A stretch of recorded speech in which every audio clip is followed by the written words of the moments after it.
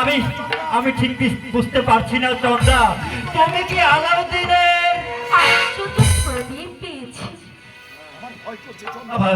আমার ভয় করছে চন্দ্রা। একটু আগে পল্টু এসেছিল টাকার বান্ডিল নিয়ে, আমিও তাকে তাড়িয়ে দিয়েছি। পিতৃমাতৃহীন ভাইকে আমি ক্ষমা করিনি। তুমিও কি পল্টুর মতো? না না,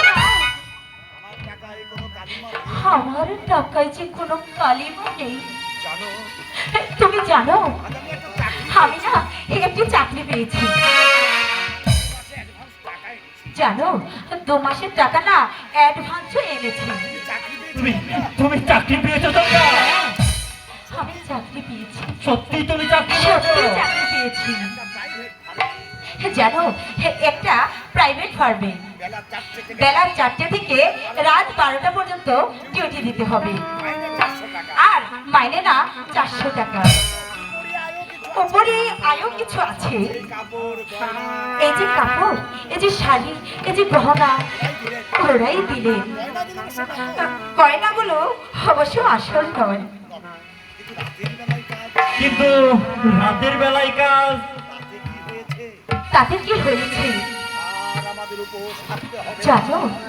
আর আমাদের উপোস থাকতে হবে না। তোমাকেও না এই নোংরা পোশাক পরতে হবে না,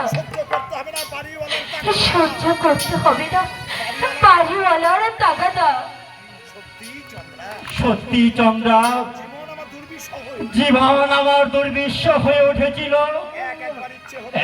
একবার ইচ্ছে হতো আবার আমি গাড়ির তলায় ঝাঁপিয়ে পড়ে শেষ করে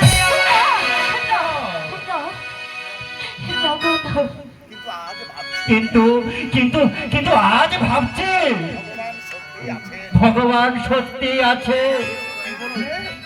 কি বললে? ভগবান আছে বুঝি? তুমি তুমি কাঁদছো চন্দ্রা?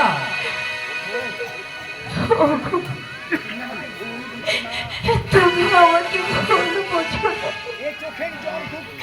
জানো এই চোখের জল দুঃখের নয় গো, এই যে আনন্দের। 2 বছর আগে আমি আমি আমার দাদার কাছে সাহায্য চেয়েছিলাম। দাদা আমাকে 10 টাকা ভিক্ষে দিয়েছিল।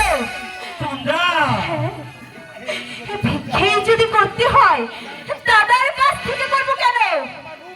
আমার রূপ আছে, আমার যৌবন আছে। আজ আমি আলাদিনের আশ্চর্য প্রদীপ পেয়েছি। সুখ শান্তি আজ আমার হাতের মুঠোয়।